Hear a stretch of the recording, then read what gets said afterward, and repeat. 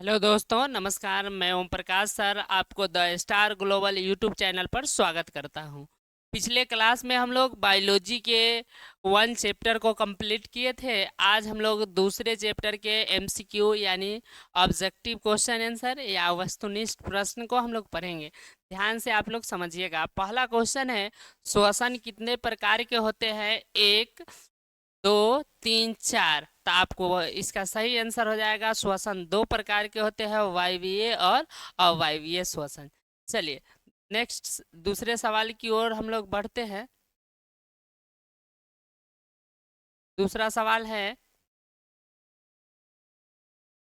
Oxygen के उपस्थिति में कौन सी श्वसन होती है? ऑक्सीजन की उपस्थिति में कौन सी श्वसन होती है? अवायवीय नहीं, किण्वन नहीं, प्रकाश संश्लेषण नहीं। इसमें होता है वायवीय श्वसन। चलिए अगला सवाल की ओर हम लोग बढ़ते हैं। तीसरा सवाल है, ऑक्सीजन के उपस्थिति में कौन सी श्वसन होती है? सेम सवाल है, ऑक्सीजन की उपस्थिति में कौन सी, ये सेम है। चलिए आगे, ऑक्सीजन के अनुपस्थिति में कौन सी श्वसन होती है? तो याद रखिएगा, ऑक्सीजन के अनुपस्थिति में वायवीय श्वसन नहीं, अवायवीय श्वसन होता है। उपचयी क्रिया ऑक्सीकरण नहीं, अवायवीय श्वसन होता है। अगला सवाल की ओर हम लोग बढ़ते हैं। तीसरा सवाल है, वायवीय श्वसन का पहला चरण कहाँ होता है? तो याद रखिएगा, वायवीय श्वसन का पहला चरण होता है माइटोकॉन्ड्रिया में नहीं, केंद्रक में नहीं, हरित लवक में नहीं। इसका सही आंसर हो गया कोशिका द्रव में। अगला सवाल की ओर हम लोग बढ़ते हैं। तीसरा सवाल, वायवीय श्वसन का दूसरा चरण कहाँ होता है? तो आप लोग को याद रखना है, वायवीय श्वसन का दूसरा चरण कोशिका द्रव में नहीं होता है, केंद्रक में नहीं, माइटोकॉन्ड्रिया में होता है, राइबोसोम में नहीं। चलिए अगला सवाल की ओर हम लोग बढ़ते हैं। अगला सवाल है, वायवीय श्वसन कहाँ होता है?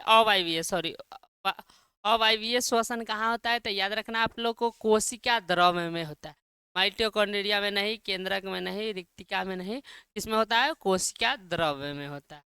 अगला सवाल की ओर हम लोग बढ़ते हैं। किस श्वसन में ज्यादा ऊर्जा मुक्त होता है? याद रखना है, किस श्वसन में ज्यादा ऊर्जा मुक्त होता है? किस श्वसन में ज्यादा अवायवीय श्वसन में नहीं, किण्वन में नहीं, उपापचय क्रिया में। वायवीय श्वसन में ज्यादा ऊर्जा मुक्त होता है। चलिए अगला सवाल हो गया आपके, पौधे में गैसों का आदान प्रदान किसके द्वारा होता है? कौन सी क्रिया के द्वारा? परासरण नहीं, सक्रिय परिवहन नहीं, वाष्पोत्सर्जन नहीं। इसमें विसरण के द्वारा पौधे में श्वसन गैसों का आदान प्रदान होता है। चलिए अगला सवाल की ओर हम लोग बढ़ते हैं। पौधे में श्वसन किस अंग द्वारा होता है? पौधे में जो श्वसन होते हैं वो किसके द्वारा होता है? छाल द्वारा नहीं, क्लोरोप्लास्ट द्वारा नहीं, रंध्र या एस्टोमटा द्वारा होता है, जड़ द्वारा नहीं। याद रखना है आप लोग को, पौधे में का श्वसन अंग जो होता है वह रंध्र या एस्टोमटा है। अगला सवाल की ओर हम लोग बढ़ते हैं। तिलचटा किस अंग से श्वसन करता है? मैंने तिलचटा जो है किससे?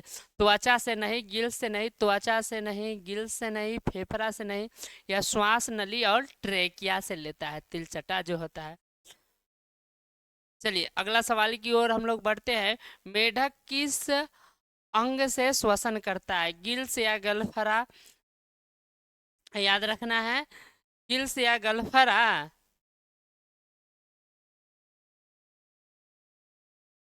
गिल्स या गलफरा? पहला ऑप्शन है, मेढक जो है किस अंग से श्वसन करता है? गिल्स या गलफरा? नहीं, केवल त्वचा नहीं, मुख गुहा से नहीं, श्वास नली या ट्रैकिया। मेढक जो है मुख्य रूप से त्वचा, फेफड़ा, मुख गुहा से करता है। ठीक है, याद रखना है। चलिए अगला क्वेश्चन है, मछली किस अंग से सांस लेता है? तो आप सभी लोग को पता ही होगा, फेफड़ा से नहीं, नहीं लेता है। मछली जो है त्वचा से भी नहीं लेता है, गिल्स या गलफरा से, ट्रैकिया से नहीं, गिल्स या गलफरा से लेता। चलिए अगला सवाल है, मनुष्य का श्वसन अंग कौन सा होता है? आप लोग को पता ही है, ट्रेकिया से मनुष्य सांस नहीं लेते हैं। मनुष्य का श्वसन अंग ट्रेकिया नहीं है, डायफ्राम नहीं है, श्वास नली नहीं, फेफड़ा है। मनुष्य का श्वसन अंग कौन सा हो जाएगा? फेफड़ा। चलिए अगला सवाल की ओर हम लोग बढ़ते हैं। मनुष्य के दोनों फेफड़े में कितने वायु कोष पाए जाते हैं?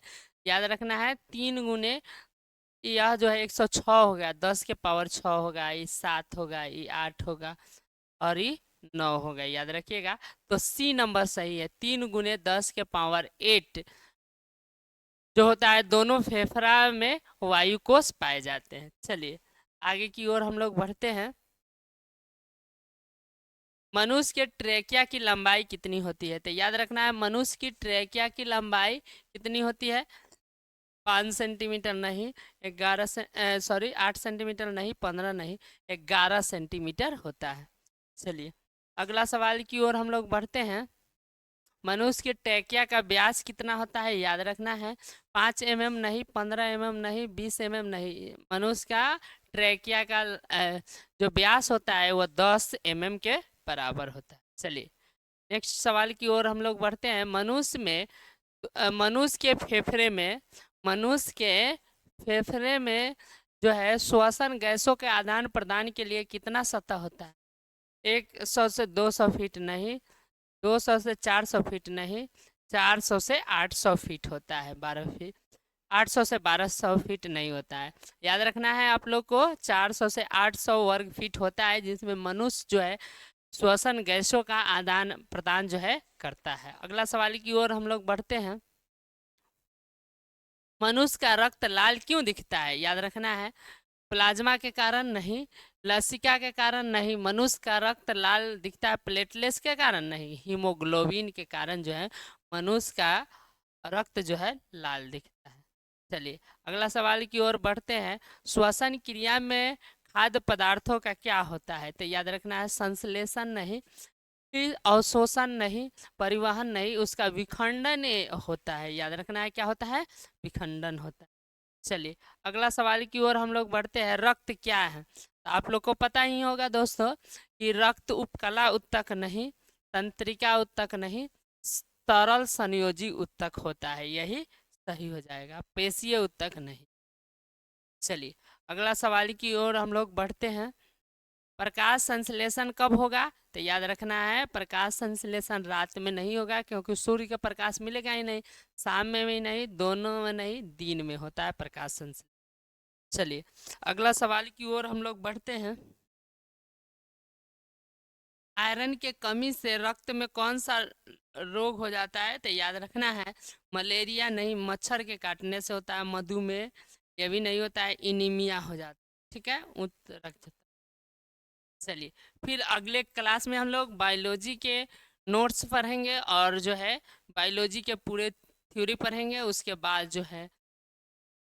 चलिए इसी तरह के वीडियो देखने के लिए आप लोग को बता दें, the star global YouTube channel subscribe कीजिए, अधिक से अधिक लाइक कीजिए, शेयर कीजिए, अपने दोस्तों के पास भेजिए, और सभी विषय के इस चैनल पर आसानी से तैयारी कराई जाएगी। चलिए जय हिंद, जय भारत।